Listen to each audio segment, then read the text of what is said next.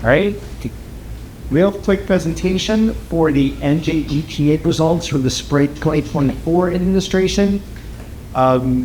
We don't have the official NJSLA results yet, so that will either happen in September or October, depending on the release of results.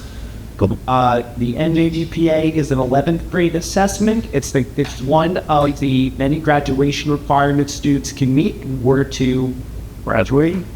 I'm not going to read that. It's really interesting. So here's the stuff. Our graduation pass rate based on ELA is 71%. Jeff. Our mathematics rate is 40.7%. Below state average, but this is why I'm not worried about these numbers. What we've been working on the past few years, as you might remember, we redid our mathematics track with algebra then geometry, so students could get those 2 courses for full years before this assessment.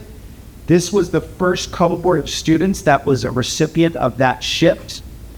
This is only the second year this test has been operational, so I expect a little bit of wobble in the numbers statewide for the next 3 years.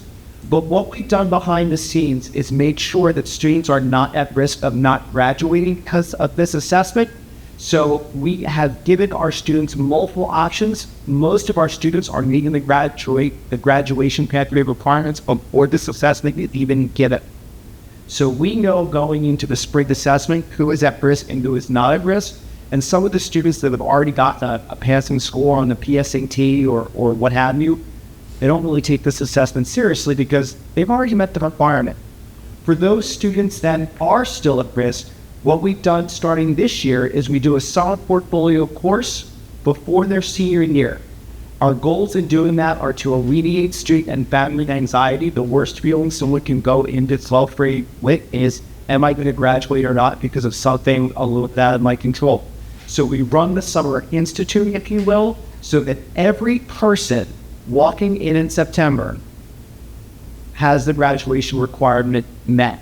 They don't have to give up their electives. They don't have to double up on courses. They don't have to be in remediation course their senior year. They can keep progressing in their programs of study.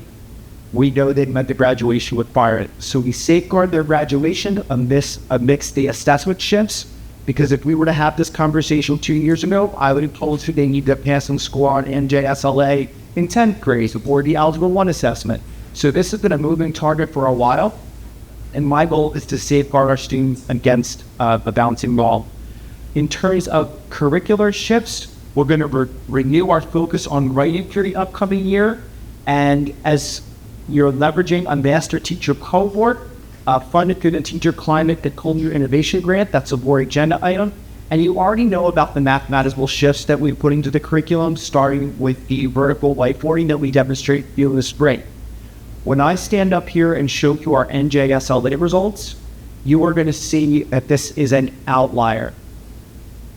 Every other grade and subject assessment except for one is trending in a much better direction than it was 365 days ago. So I have some really good things to share when I'm allowed to share it with you. So we've got behind the scenes crunching the numbers, and things look really nice for Delsea right now. So kudos to our teachers who have been doing these instructional shifts, pulling our students. We also have to remember that these 11th grade students are the ones who sat there in 7th grade and in March of 2020 are the ones that went home. So most of their Delsea experience has been interrupted.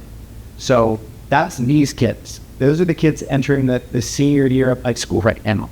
So we know the cloud that was over their experience, and our teachers are meeting the moment. I'm thankful I have 2 of them here right now. And hats off to them. They're working really well, and the students are trying really hard. So here's some subgroup information. We know that PLA is outperforming math. We have strategies in place to address that. Interesting, our students with disabilities number is running about average with everyone else. This tells me that our students who do have disabilities are making pace with their peers. That's always a good sign. I trust economically disadvantaged numbers. I'll talk about that a little bit in a month or two when I can share the NJF fully counts. That's because the wobble in the free and reduced lunch numbers, that's the indicator. We know that as free and reduced lunch has changed the definition and how high school families are less apt to fill out those forms, I don't necessarily trust economically disadvantaged numbers when I see them.